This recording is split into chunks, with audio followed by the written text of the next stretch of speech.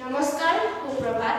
সন্মানীয় বিচাৰক মণ্ডলী, শ্ৰদ্ধাৰ ছাৰ বাইদেউসকল আৰু মোৰ সহপাঠী ছাত্ৰ-ছাত্ৰীসকল। মই কৰিস্মিতা বৈদ্য। মই PMC বৰপথাৰ হাই ছেকেণ্ডাৰী স্কুলৰ পৰা আহিছোঁ। মই 10ম শ্ৰেণীৰ ছাত্ৰী।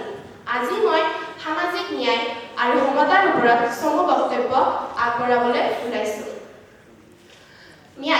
ন্যায় শব্দটিৰ অৰ্থ বুলি ক'লে সাধাৰণতে আমি ক'ব পাৰোঁ যে সুবিচাৰ, সত্য, নীতি, যুক্তি বা আইন ইত্যাদি।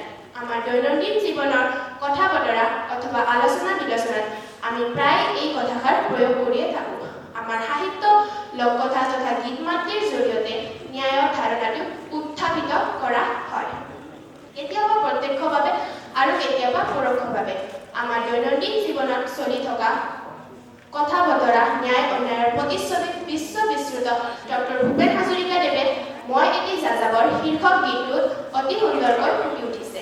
ডক্টৰ হাজৰিকাদেৱে গাইছে, মই দেখিছোঁ অনেক গগন চুম্বী অট্টালিকাৰ শাৰী, তাৰ ছাতি দেখিছোঁ কটনা গৃহহীন নৰ-নাৰী, মই দেখিছোঁ কিছু ঘৰৰ সমূহ বাগিচাৰে আছে ভৰি, আৰু দেখিছোঁ মৰহা ফুলৰ পাপৰি অকালতে পৰা হৰি, বহু দেশে দেশে গৃহদাহ দেখি চিন্তিত হবৰ, মনৰ মানুহ বহুতে দেখোন ঘৰতে হৈছে পৰ, এয়া মই যাযাবৰ।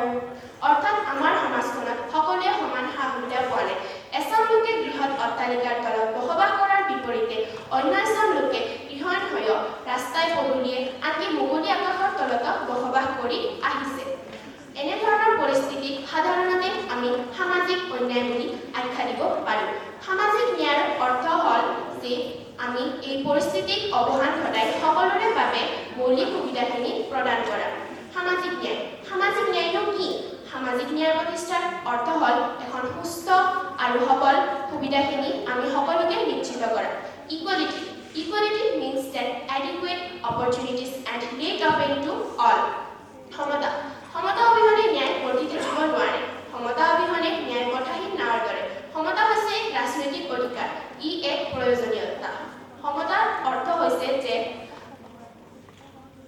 যিসকলক কেতিয়াও থিয় হ'বলৈ দিয়া নাছিল তেওঁসকলক দাঙি ধৰা। ইয়াৰ অৰ্থ হৈছে যে জাতি, শ্ৰেণী, লিংগ বৈষম্যতা আঁতৰাই পঠোৱা। ই এক ন্যায় অৰ্থাৎ সামাজিক ন্যায়।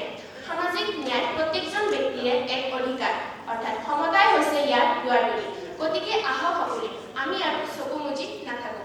আমি সকলোৱে মিলি এনে এখন সমাজৰ গঢ় দিওঁ যিখন সমাজত ন্যায় আৰু সমতা একেলগে থাকে, পৃথক নকৰে যে। ন্যায়পূৰ্ণ আৰু সমতাপূৰ্ণ সমাজ এখন আমাৰ সকলোৰে কাম্য, অৰ্থাৎ এই সমাজখনেই হৈছে আমাৰ ভৱিষ্যতৰ ঠালস্থলী। সামৰণিত মই এইখিনিয়ে ক'ম যে আঁতৰাই বৈষম্যতা, আহক প্ৰতিষ্ঠা কৰোঁ সমতা। দেশৰ প্ৰতিজনৰে মন হওক নিৰ্মল, অচিৰেই সমাজত আহক শান্তিৰ বাতাবৰণ। ধন্যবাদ। জয় হিন্দ।